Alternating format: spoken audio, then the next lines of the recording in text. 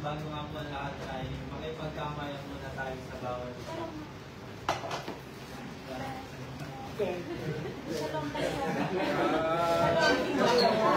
Kung makita ka sa gawain ng Diyos, sama ka, tunay siyang mabuti sa akin at sa iyo, dahil sa Kanya tayo narito.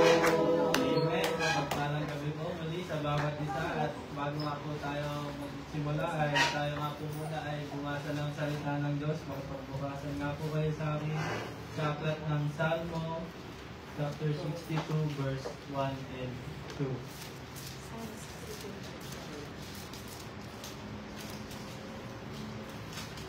Sa Psalm 62 po, verse 1 and 2. Sige po, sabay-sabay po tayo. Sa Diyos lang ako may kapahingahan, ang kaligtasan ko ay nagmumula sa Kanya. Siya lang ang aking batong kanlungan at kaligtasan. Siya ang aming tanggulan, kaya ligtas ako sa kapamakan. Amen. At sa gabi ito nga po, patuloy po tayo tumayo, at bago po muna tayo mag-umda ay tayo nga po muna ay manalangin. Sige po.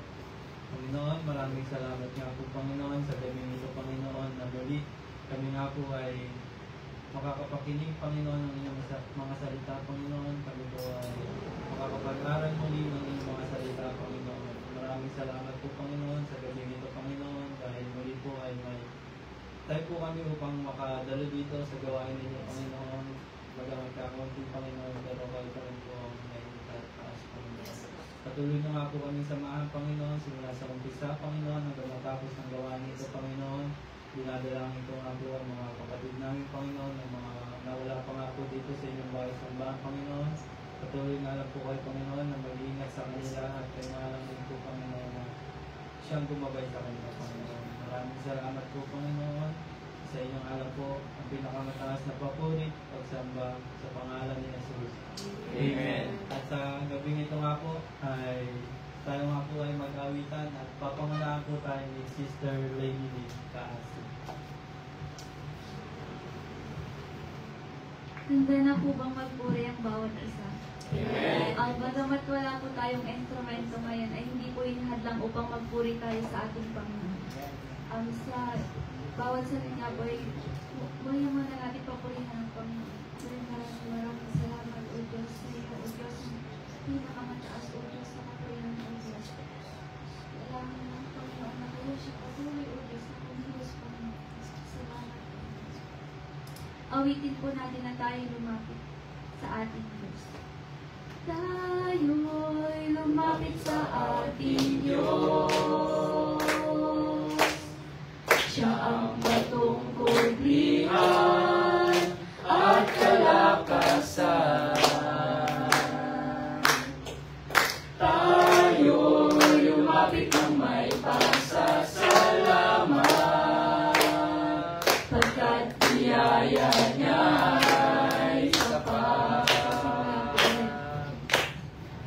Tayo'y lumapit sa ating Diyos. Siya ang batong kublihan at kalakasan. Tayo'y lumapit ng may pasasalamat, pagkat biyaya niya'y sapat. Sabay-sabay na sambitin, papuring makalangit, karapatan niya'y walang katulad. Sabay-sabay na ihayag ang ngalan niyang banal, walang babantay sa pag-ibig niyang tunay. Sabay-sabay na sambitin, papuring makalangit, katapatan niya'y walang katulad. Sabay-sabay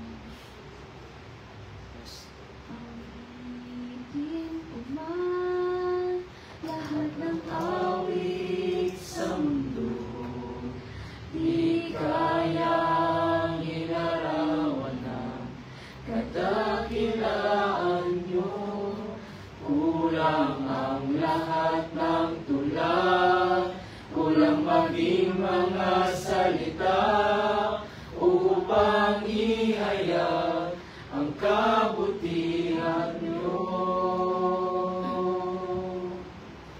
Awitin ko man lahat ng awit sa mundo, di kayang ilarawan na kadakilaan niyo.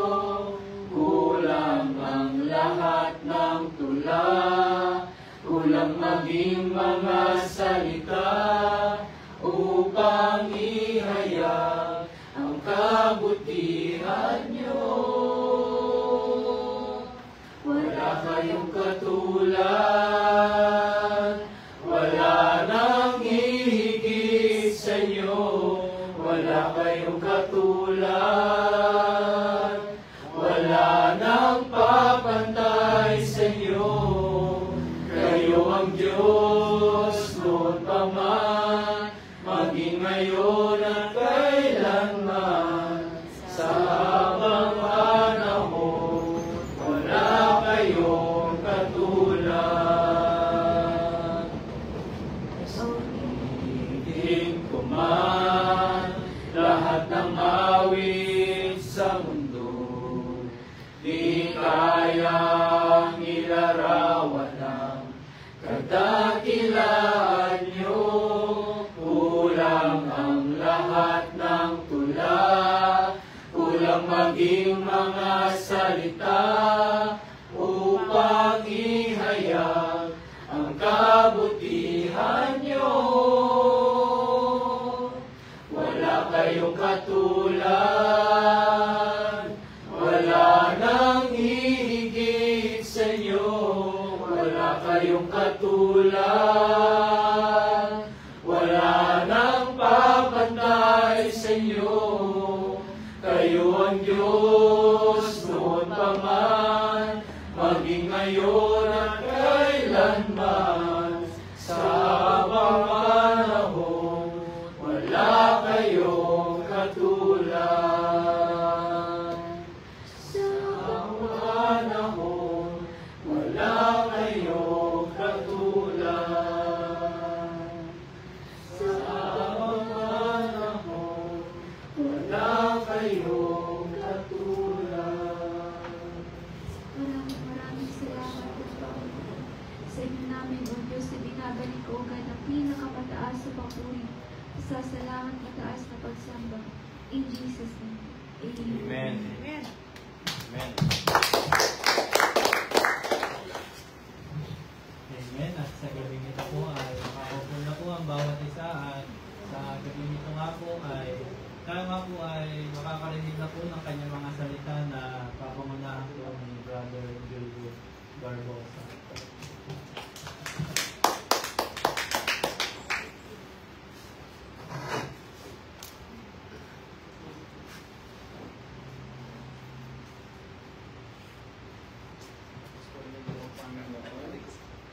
Magmamay pa po. Sino po ang nagagalak sa gabi ito? Amen. At bago po tayo mag-umpisa sa ating pag-aaralan sa gabi ito, ay gusto ko po munang kamustahin ang bawat isa. Pagod po ba? Amen. Masaya po ba tayo? Amen. At patuloy po tayong magalak sa Panginoon. Amen po. Amen. Amen po. So, yung pag-aaralan po natin sa gabing ito ay isa po ito sa pinaka-paborito ko na Bible verse or scripture. Sa lahat po ng tuwing nababasa ko po itong scripture na to, talagang nagagalak ako at naiiyak sa kabutihan ng Panginoon. So, tayo pong lahat ay tumayo at sabay-sabay po natin basahin ang Lucas chapter 15 verse 1 to 7.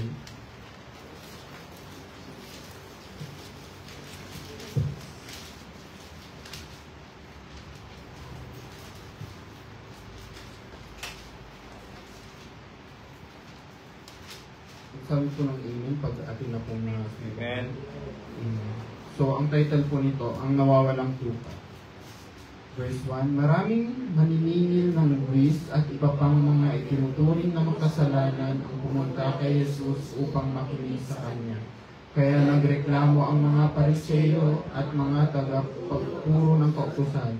Sinabi nila, ang taong ito ay tumatanggap ng mga makasalanan at kumakain kasama nila. Kaya kwentuhan sila ni Jesus. Kung kayo ay may 100 tupa at nawala ang isa, ano ang gagawin ninyo? Hindi ba't iiwan ninyo ang 99 sa pastulan at hanapin ang nawawala hanggang sa makita ninyo? At kapag nakita ninyo, masaya ninyo ito, papasanin pa ubawi. Pagkatapos, tatawagin ninyo ang inyong mga kaibigan at kapitbahay ninyo at sasabihan sa kanila, makipagsaya kayo sa akin dahil nakita ko na ang nawawala kong tupa. At sinabi ni Jesus, ganun din siya sa langit. Masaya sila roon dahil sa isang makasalanang nagsisi kaysa sa siyang na malupit na hindi nangangailangan ng magsisi. Tayo pa ay manalangin. Mapagmahal na Diyos, salamat po sa gabing ito. Nabasa na po namin ang inyong mga salita. Na may maintindihan po namin ito, Panginoon, at gamitin niyo po ako, O Diyos, bilang inyong tagapagsalita sa gabing ito.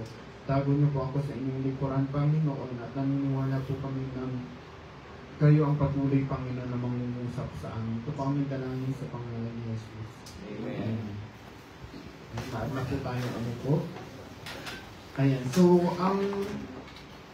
ang topic po natin ngayon ay The Bomber Lamb. Love, Found, and Carried. So, ano nga ba ang Bomber Lamb? May nakarinig na po ba ng term na to? Bomber Lamb. B-U-M-M-E-R. So, ang Bomber Lamb, every once in a while, and you will give birth to a lamb and reject it. There are many reasons she may do this. If a lamb is returned to the ewe, the mother may even kick the poor animal away. Once a ewe rejects one of her lambs, she will never change her mind. So itong mga ang Bomber Lamb ay yung anak na pinakwil na ng magulang na tupa or nanay na tupa. For some reasons, nangyayari ito sa mga pastulan. May mga tupa na yung mismong nanay niya, tinataboy niya yung anak niya. Minsan kahit na anong gawin ng shepherd na ibalik doon sa nanay niya, yung nanay niya, sasaktan niya yung baby lamb hanggang sa mamatay. Ayun. So, these little lambs will hang their heads so low that it looks like something is wrong with its neck. Their spirit is broken. These lambs are called Bomber Lambs.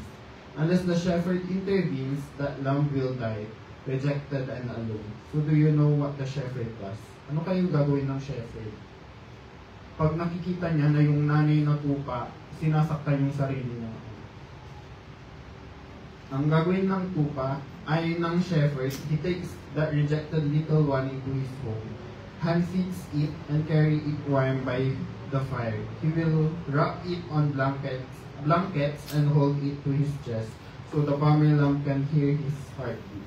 Once the lamb is strong enough, the shepherd will place it back in the field with the rest of the flock. Ayan, so yung shepherd, ang ginagawa niya, inaakay niya yung tupa na pinagkaitan or pinagtapuyan ng sarili niyang nanay. Anong ginagawa niya? Kinukumutan niya, inaalagaan niya, pinapakain niya gamit yung sarili niyang mga kamay. And kapag nakita niya na kaya na ng baby lamb or nung tupa na kaya na niya, malakas na siya, binabalik niya doon sa field or binabalik niya doon sa mga iba pang tupa. Ayan. But that sheep never forgets how the shepherd cared for him when his mother rejected him. When the shepherd calls for the flocks, guess who runs to him first? Kung tinatawag ng shepherd yung mga tupa, sino kaya sa tingin niyo yung nauuna na lumalapit doon sa shepherd? Di ba po yung tupang inalagaan niya, yung Bomber Lamb? Yung Bomber Lamb na pinagkaitan ng nanay niya, di ba? Siya yung una na lumalapit doon sa shepherd. Bakit kaya? Kasi inalagaan siya at alam niya yung boses nung nag-alaga sa kanya. At tayo din po, ganun din po tayo sa Panginoon. Na kapag tinatawag tayo ng Panginoon, dapat tayo din po yung unang-una na lumalapit sa Kanya. Hindi yung piniplacing natin yung sarili natin na kung sino-sino yung tinuturo natin. Lord, nandyan naman si pwede naman siya. Di ba? Minsan parang nag-replace tayo na parang gumagawa tayo ng excuse para hindi tayo yung mapili. Or gumagawa tayo ng ibang rason para hindi tayo yung magamit ng Panginoon. At yung mga rason na yun, kung isipin natin yung kabutihan ng Panginoon sa buhay natin, di ba? Ba't kaya natin gawin yun sa Panginoon? At kung sa gabing ito, iniisip din natin na tawag dito, ay matagal na yan, alam ko na yan. Hindi naman ako yung bummer lang kasi matagal na akong natagpuan ng Panginoon. Pero kapatid, tayong lahat po pa tayo ng Panginoon at maaari pa rin tayong kumawala. Sabihin natin nandito tayo sa loob ng simbahan, nandito tayo sa church, pero yung relationship natin sa Panginoon, ganun pa rin po ba talaga katibay? Or matibay na lang tayo kasi ay kaibigan ko si ganito kaya pupunta ako sa church. Kasi nandun yung crush ko kaya pupunta ako sa church. Ayan. Ay kasi nandun yung kumari ko, nandun yung classmate ko, hindi pwedeng mawala ako sa church. No, hindi po. Dapat po talaga sa Panginoon po tayo nakasentro. Amen. Ayan. At tawag dito, kung iniisip din natin na yung Bummer Lamb ay lumalapit sa Panginoon dahil iniisip na paborito siya, hindi. Lumalapit siya sa lamb, or lumalapit siya doon sa shepherd kasi na-experience niya yung pagmamahal ng shepherd. Na-experience niya one-on-one. At yan, may 3 puntos po tayo na pag-aaralan sa gabi ito. Mabilis lang po tayo, as usual. So, first point po is, the shepherd who restores the rejected. So, yung shepherd na tinutukoy dito ay ang Panginoong Jesus. Amen. At kung babasahin din po natin yung sa Salmo, chapter 23, verse 1 to 3.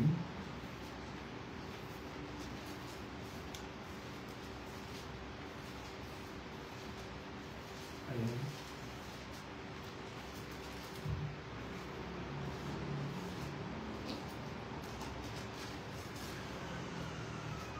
Sabi po dito, ang Panginoon, ang aking pastol, hindi ako magkukulang ng anuman.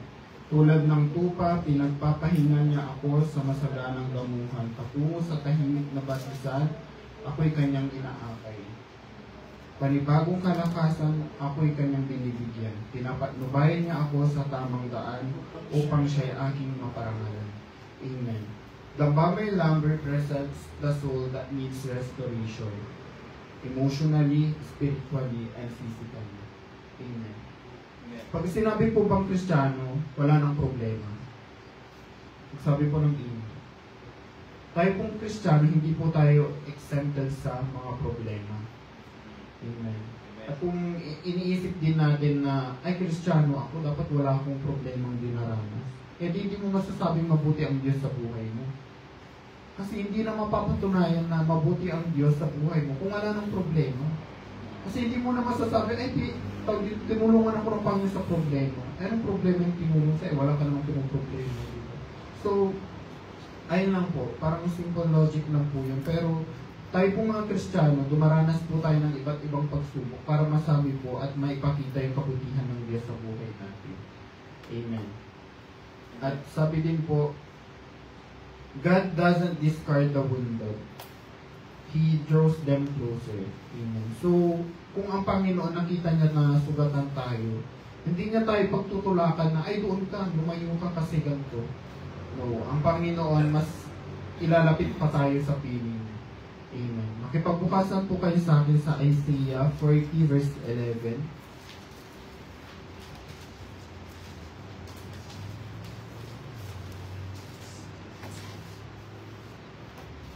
Sabi po dito, aalagaan niya ang kanyang mga mamamayan gaya ng pastor na nag-aalaga ng kanyang mga tupa. Kinakarga niya ang maliliit na tupa at maingat niyang pinapatnubayan ang mga inahing tupa. Amen. So, ang Panginoon, sabi dito, malinaw na malinaw, inaalagaan niya tayo. Amen. Sabihin mo dyan sa katabi mo, inaalagaan ka ng Panginoon. Ayan. Kaya kung iniisip mo na kawawa ka, wag. Kasi ang Panginoon nag-aalaga sa atin. Amen. At kung sinasabi mo, ay kawawa naman ako at Kristiyano ka pa man din, sinong mapapahiya? Ang Panginoon natin. Kasi sabi niya kawawa siya. Eh ang Panginoon kasama natin. Amen. So, ayun. Simple reminder lang po, huwag po natin isipin na kawawa tayo. Amen. Hindi Hindi po tayo kawawa dahil inaalagaan po tayo ng Panginoon. Sabi pa dito, kinakarga niya ang maliliit na tupa at maingat niyang pinapatnubayan ang mga inahing tupa. Amen. Inahing tupa means matagal na, luma na. So, pag tayo, lumalakad na tayo sa sarili nating landas, magpakonsult tayo or kumonsulta tayo sa Panginoon kung yung tinatahak ba natin ay kagustuhan pa rin ng Panginoon. Hindi yung desisyon mo. Hindi yung tawag dito, porque matagal ka ng Kristiyano, hindi ka na mapagsabihan. Hindi po ganun. Patuloy po tayo na kumonsulta sa Panginoon at patuloy po tayo na manalangin at humingi ng gabay sa ating Panginoon. Sabi din po sa Salmo, chapter 147, verse 3,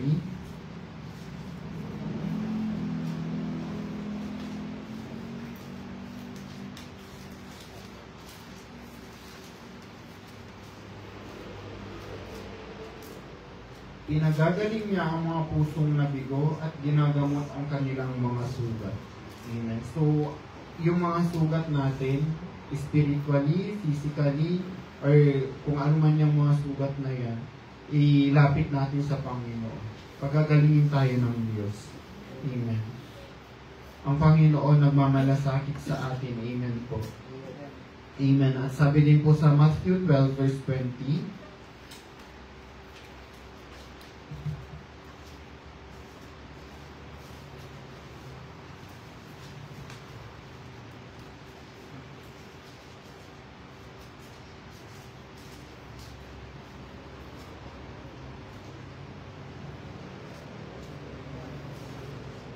sabi po dito, hindi niya ipapahamak ang mahihina ang pananampalataya o pababayaan ang mga nawawalan ng pag-asa.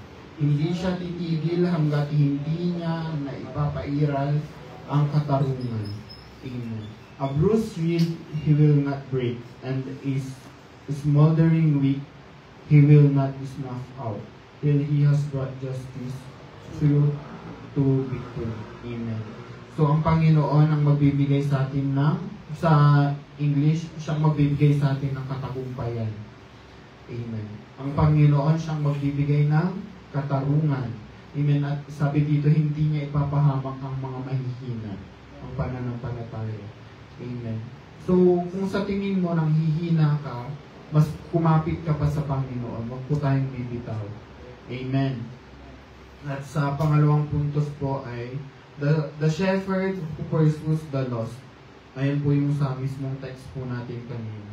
Jesus speaks of a shepherd who leaves the 99 to find the one. That one is like the bomber lamb, left out, vulnerable, and needing rescue. Amen. So kung feel mo, parang tawag dito, parang feel mo na nare-reject ka, feel mo na tawag dito, feel mo na nale-left out ka, remember, si Jesus, kinuha na niya yung lahat ng una pa lang.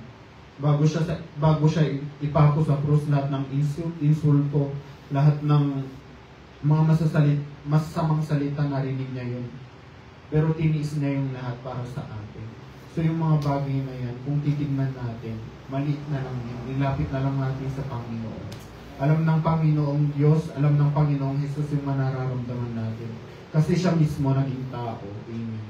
At isang lapit lang natin sa Panginoon, tutugon at tutugon siya. Amen. Sabi po sa Ezekiel 34 verse 16,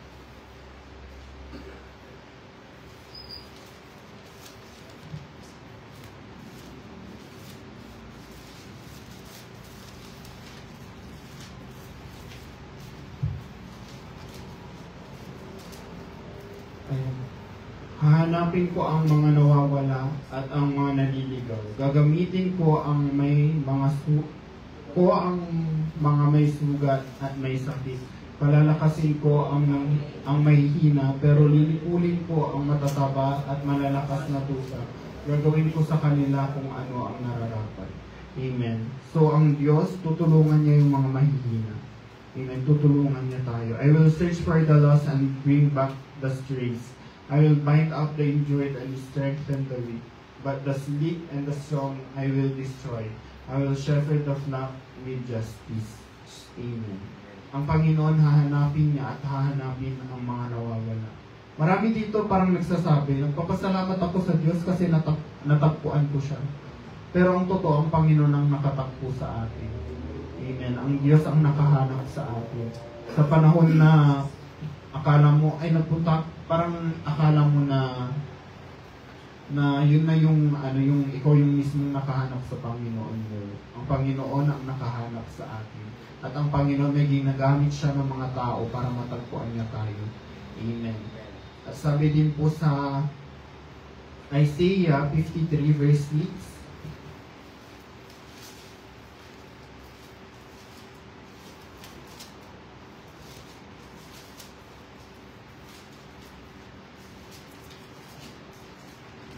Isaiah 53 verse 6, tayong lahat ay parang mga kupang naligaw. Bawat isa sa atin ay gumagawa ng nais natin gawin.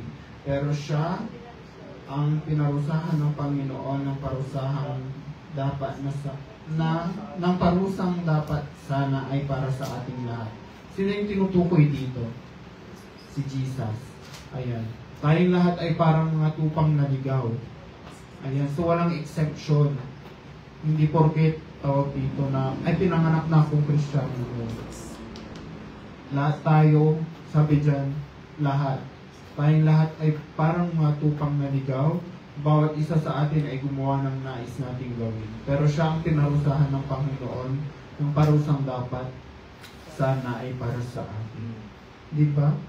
Makakahanap pa buka tayo ng ibang Panginoon na ganyan. Di ba wala na?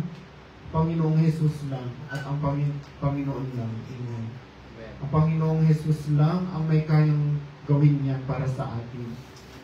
Yung asawa mo ba, parang ipapaako mo yung kasalanan mo? Oo, kaya niyang gawin yun. Pero yung mamatay para sa'yo, tingin mo kaya niyang gawin. Or yung pinakamatalik mong kaibigan. Diba? Ang Panginoon lang ang may kayang gumawa niya. Inako niya lahat ng parusa na dapat ay para sa atin. Amen. At sa Matthew 18:14,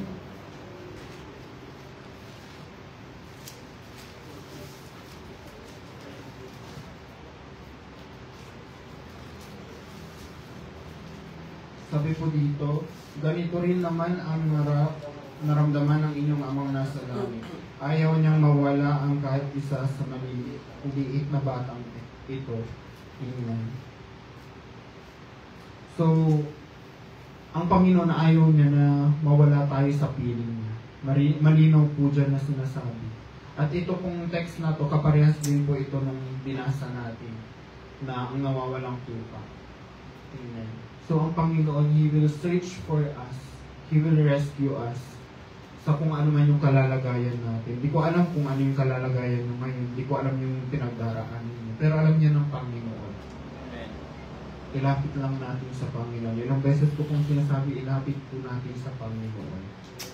At sabi po dito, no matter how far you've wandered, God is looking for you and He will carry you home. Not with shame, but with joy. Dadalhin po tayo ng Panginoon, akayin po tayo ng Panginoon, na hindi po tayo ikakahiya ng Panginoon. Yayakapin po tayo ng natutuwa. Kagaya po ng ginawa niya doon sa alibunghang anak. Hindi po niya ikinahiya yung anak niya. Nung bumalik yung anak niya, pinagtiwang niya. Amen. Ang Panginoon natin, open arms siya na tatanggap sa atin. Pero wag natin gawing excuse yun, parang gumawa tayo ng mga kasalanan.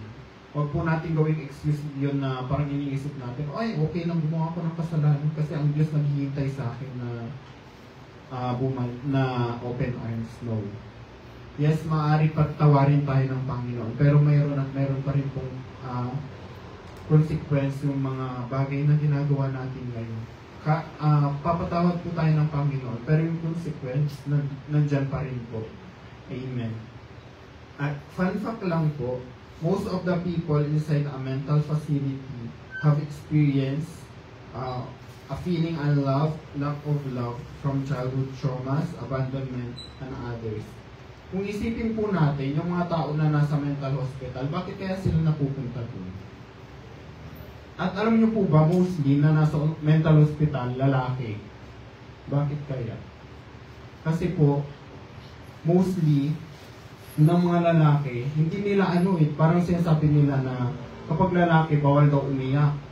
Hindi daw pwede. Kaya hindi po nila na ilalabas yung mga emotion nila, ganyan. Hanggang sa naiipon at naiipon sa loob na kaloob-looban nila hanggang sa nasisira na yung utak nila. At, ayan. Kung feel natin na parang walang nagmamahal sa atin, feel natin na kulang tayo sa pagmamahal, ganyan. Ang Panginoon palagi pong nagmamahal sa atin, isipin po natin yun. Amen. Ang Panginoon, siya po ang nagmamahal sa atin. Kung mayroon po tayong mga experience ng mga bata pa po tayo na sa tingin natin ay nakakahadlang pa para mag-grow pa tayo sa Panginoon, isurrender na po natin yun sa Panginoon. Ang Panginoon, handa po siyang tumulong sa atin.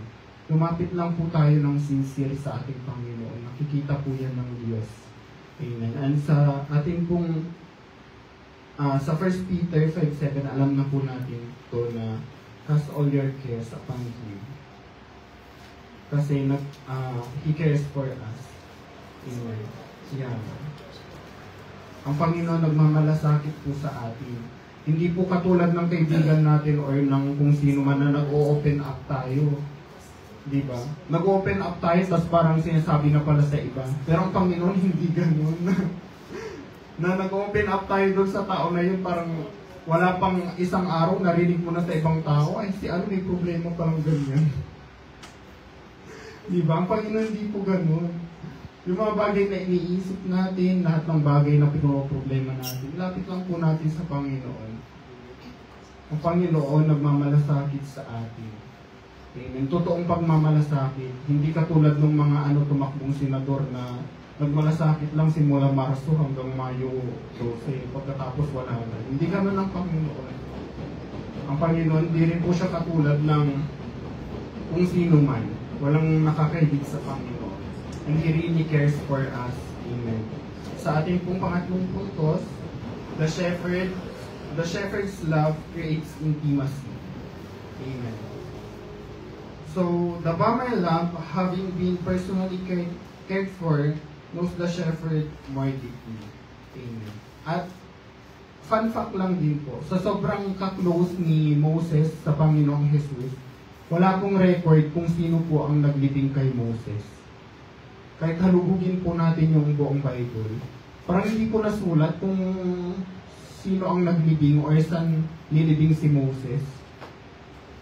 Pero one thing is for sure, diba, bago siya mamatay, inutusan siya ng Panginoon na pumunta sa isang mountain at hindi na siya nakabalik. Alam niyo po, may mga parang theologians na nagsasabi na ang Panginoong Diyos, siya mismo ang naglibing kay Moses. May mga gano'n na nagsasabi na ang Panginoon, siya mismo ang naglibing kay Moses. Kasi walang mismong record sa Bible. Basta ang last lang ay nanabanggit si Moses ay sa, I think, bago mag-Joshua. Kasi sa Joshua, namatay na si Moses, di ba? Pumalit na si Joshua. At alam ko din na parang inutusan ng Panginoon si Moses, then hindi na siya nakababa doon sa bundok, namatay na siya. Ayun. So, sa Romans 8:28, and we know that in all things, God works for good of those who love Him and has been called according to His purpose.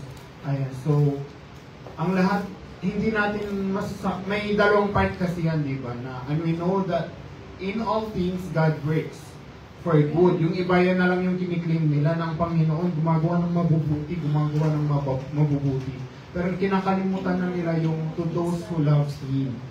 Ayan. So, kailangan, mahalin natin ang Panginoon para makita natin yung mga good things na nangyayari sa buhay natin. Amen. At lahat daw ng tinawag niya ayon sa kanyang layunin. Amen. So, wag po natin i-claim yung verse na yan kung wala po tayong relationship sa Panginoon. Kung hindi po natin minamahal yung Panginoon, wag po natin i-claim yung verse na yan. Kailangan po natin gawin muna yung mga bagay na nire-require ng Panginoon bago po natin i-claim yung verse na yan. At sabi din po sa James 4:8,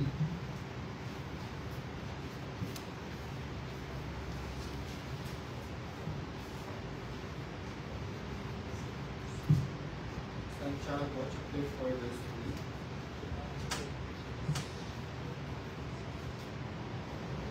lumapit kayo sa Diyos at lalapit din siya sa inyo. Kayong mga makasalanan, mamuhay kayo ng malinis. At kayong mga nagdadalawang isip, linisin ninyo ang inyong puso. Amen. Come near to God and He will come near to you. Wash your hands, you sinners, and purify your hearts, you double-minded. Ayan, so lumapit daw tayo sa Panginoon, tayong mga makakasalanan, at mamuhay tayo ng malinis. Ayan, so malinaw po yung instruction ng Panginoon sa atin, na tayong mga makakasalanan, mamuhay tayo ng malinis. At yung mga nagdadalawang isip, sino dito mahilig mag-iba-iba ng desisyon? Or kahit nasabihin natin sa mga simpleng bagay, di ba hindi makapagpili, pupunta na lang ng church. Nakasuot na sa'yo yung isang damit, ganyan. Ay, parang hindi maganda. Papalit ka ulit. Hanggang sa paulit-ulit, ang pa-artist ka. Paglabas mo, di ba? Ikaw pa rin yan eh. Kahit nalisuot mo, ikaw pa rin yan. Ang Panginoon, tinitignan niya yung puso natin. Amen. So, huwag po tayong maging double-minded. At sa Philippians 3 verse 10, Philippians 3 verse 10,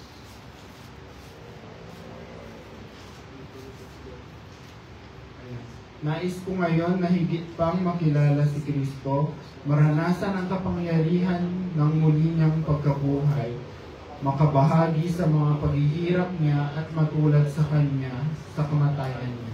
Amen. So sinabi po ito ni Pablo. Yan na sinabi niya, nais niya na higit pang makilala si Kristo. Sino dito ang nagnanais na maging deeper pa yung relationship niya sa Panginoon? Amen. At alam po tayong lahat magnanais dito na mas maging deeper pa and deeper yung relationship natin sa Panginoon at mas maging malalim pa sa Kanya. So sa conclusion po tayo sa Isaiah 46 verse 4.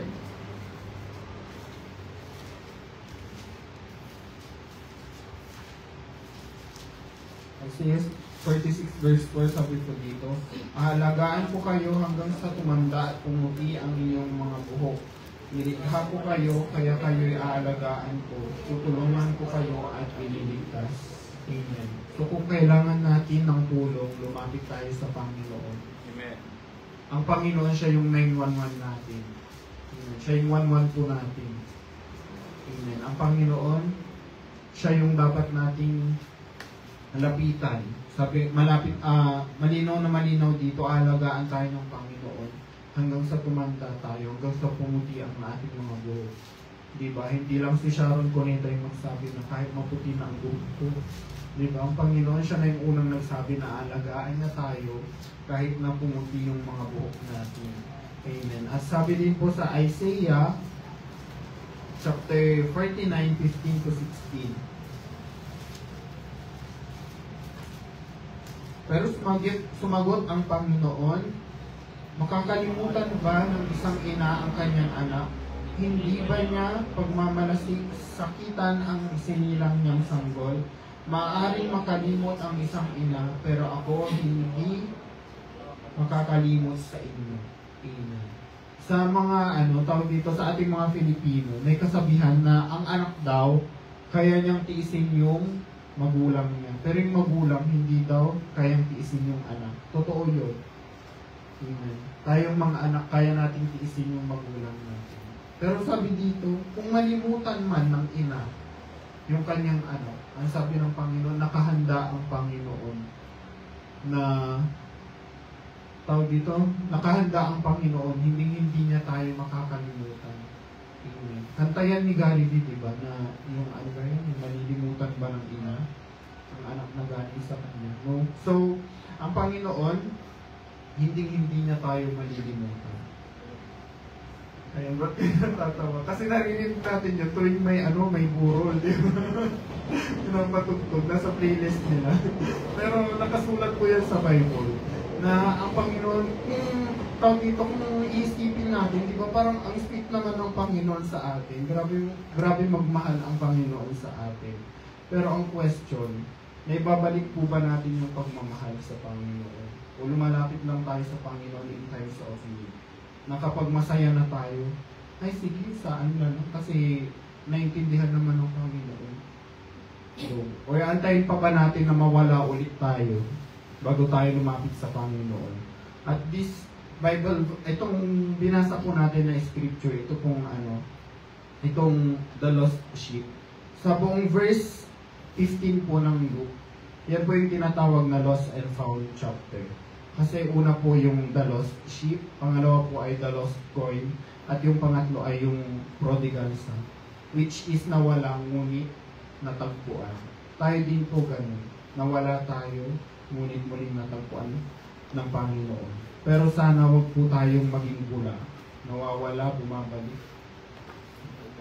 Ito na nga. Joke lang po. Ayan, so, ayun, tayo po ay patuloy na lumapit sa Panginoon. At gaya din po nung nabanggit po nung mga nakarang linggo na ang Panginoon ayaw po niya na tayo ay lukewarm. Ayaw po ng Panginoon na mainit, malamig. Ang Panginoon gusto niya na palagi tayong nag-aalab sa pananampalataya sa Kanya. Amen. At sa gabing ito, yun lang po ang gustong iparating ng ating Panginoon at patuloy po na mangusap ang Diyos sa ating mga buhay sa gabing ito. Tayo po ay tumayo at manalangin. Pagmahal na Diyos, pinupurit dinadakila po namin kayo. Tunay nga po na dakilang yung pangalan. Tunay nga po, Panginoon, na mabuti kayo sa buhay ng bawat isa. Salamat po, O Diyos, dahil kami inyong natagpuan sa aming mga pinakamadilim na parte ng aming mga buhay. Salamat po, O Diyos, dahil nung kaming mga nawawalang tupa, kami inyong inaruga, kami inyong kinalinga, Panginoon. Salamat po, O Diyos, sa inyong pag-ibig na walang hanggan sa amin. Salamat po, O Diyos, sa inyong pagkikare sa amin. Salamat po, O Diyos, dahil patuloy nga po, Panginoon, na nararanasan ng inyong kabutihan sa buhay ng bawat isa. Patuloy po kami, O Diyos, na umaasa, Panginoon, at patuloy po kami, Panginoon, mamumuhay ng ayon sa inyong kalooban. O Diyos, kung mayroon man po dito, Panginoon, ang nanghihina, Panginoon, yung palakasin. Kung mayroon man po dito, mayroong problema, Panginoon, tulungan niyo pong lutasin ang mga problemang ito. At kung meron man po dito, Panginoon, nagkakasakit, we declare healing, Lord God. And we pray, Lord Jesus, na in every aspect of our lives, Panginoon, makita po ang iyong kabutihan, makita po ang inyong kalwalhatian, Panginoon. And as you have said, Panginoon, sa inyong mga salita, na kami inyong mga anak ay hindi niyo iiwanan, Panginoon. At kami inyong tutulungan, Panginoon, sa anumang sitwasyon ng aming mga buhay. O Diyos, we're praying na patuloy po kayo, Panginoon, na mangusap sa aming pagtulong, Panginoon. Kayo din po, Panginoon, siyang manguna. Naniniwala din po kami, O Diyos, na kayo, Panginoon, ang siyang kikilos sa aming mga buhay, Panginoon. Everywhere we go, Panginoon, nasa dorman kami, Panginoon, nasa trabaho, nasa pag-aaral, Panginoon. Naniniwala po kami na ang iyong kabutihan ang magliliwanag sa aming mga buhay, Panginoon. At makikita nga, Panginoon, that we are found, Panginoon. We have found, Panginoon, na kami natagpuan, Panginoon, sa inyong presensya. Maraming salamat po. Naniniwala po kami, Panginoon, na may gagawin at marami pa po kayong gagawin sa aming mga buhay. Continue to amaze us, Lord God. This is our prayer in Jesus' name. Amen. Patuloy po tayong tumayo para sa pangwakas na panalangin. Aming Diyos, aming Ama, nagpapasalamat po kami sa gabing ito, Panginoon.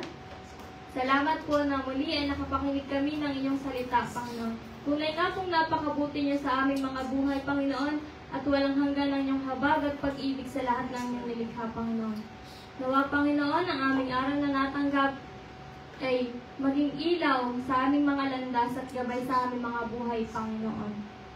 Panginoon, tulungan po ninyo kami na hindi lamang ito manatili sa aming isipan, kundi ito ay aming maisabuhay sa salita at sa gawa, Panginoon. Nalalapit ko rin po, Panginoon, ang inyong anak na ginamit sa gabing ito, Panginoon. Patuloy niyo po siyang pagwalain, Panginoon. Alam niyo po ang desire ng kanyang puso, Panginoon. At patuloy niyo po siyang bigyan ng kalakasan, kaalaman at karunungan, Panginoon. At sa kanyang mga pinagdadaanan, Panginoon, patuloy na kayo ang manguna at kumilos sa kanyang buhay, Panginoon. Idinadalangin ko rin po, Panginoon, ang aming pansamantalang paghihiwa-hiwalay, Panginoon. Hinihiling po namin ang inyong gabay at pag-ingatan niyo po kami sa aming pag-uwi, Panginoon. Bigyan po ninyo kami ng kalakasan, kapayapaan at patuloy na kagalakan sa aming mga puso, Panginoon. Salamat po sa katagumpayan ng inyong gawain, Panginoon. Patuloy na kayo lamang, Panginoon, ang aming maitaas, madakila at mapapurihan. Ito po ang aming samot dalangin sa pangalan ni Jesus. Amen. Tapos na po ang ating gawain, tayo po'y magkakaroon. Hinahawakan kong makita ka.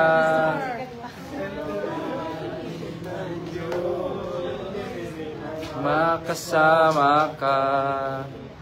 Tunay siyang mabuti sa akin at sa iyo. Dahil sa Kanya ay narito.